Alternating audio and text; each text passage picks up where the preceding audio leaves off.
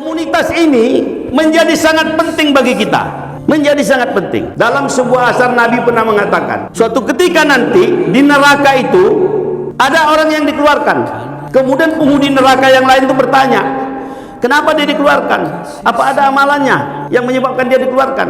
Para malaikat menjelaskan, ada saudara muslimnya, temannya dulu, ketika dunia bersama-sama sering berada di tempat-tempat kebaikan, sering mendengarkan doa, kemudian dia tidak melihat temannya ada di surga.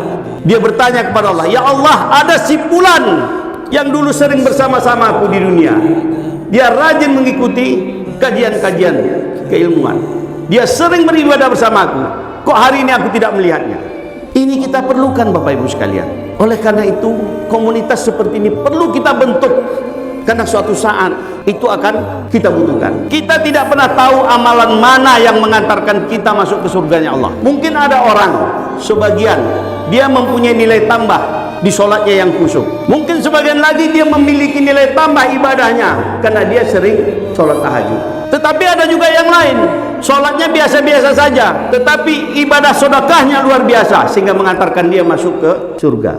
Hal-hal seperti ini kita butuhkan. Oleh karena itu, dalam kesempatan ini, kalau suatu saat nanti ketika di akhirat sana, kemudian rekan-rekan sekalian, para ustadz sekalian, sahabat-sahabatku yang ada di sini, termasuk dua anak laki-lakiku yang ada di sini sekarang, kalau kalian tidak temukan aku besok di surga, tanya kepada Allah, ya Allah, wakil gubernur itu pernah mengajakku sholat subuh bersama-sama dulu.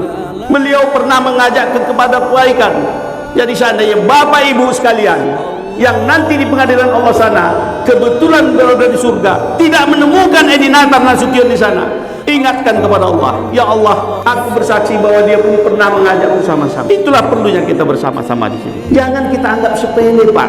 Jangan kita anggap main-main. Hidup kita ini sementara. Tidak ada yang bisa menjamin besok kita masih bisa menginjakkan kaki ke sini. Jangankan besok, setelah ini pun kita tidak tahu apakah kita masih bisa menginjakkan kaki ke masjid ini. Oleh karena itu ini menjadi sangat penting untuk kita saling mengingatkan. Karena Allah sudah mengingatkan dengan jelas. Demi masa, kata Allah, bersumpah Allah di situ, bahwa sesungguhnya kita ini selalu dalam kerugian, kecuali orang-orang beriman yang melakukan amal soleh dan saling mengingatkan dalam kebenaran dan saling mengingatkan dalam kesabaran. Mudah-mudahan gerakan sholat subuh berjemaah ini bagian dari yang kita lakukan untuk saling mengingatkan, dan pada akhirnya kita semua yang berkumpul hari ini di masjid ini juga akan Allah kumpulkan di surganya Allah.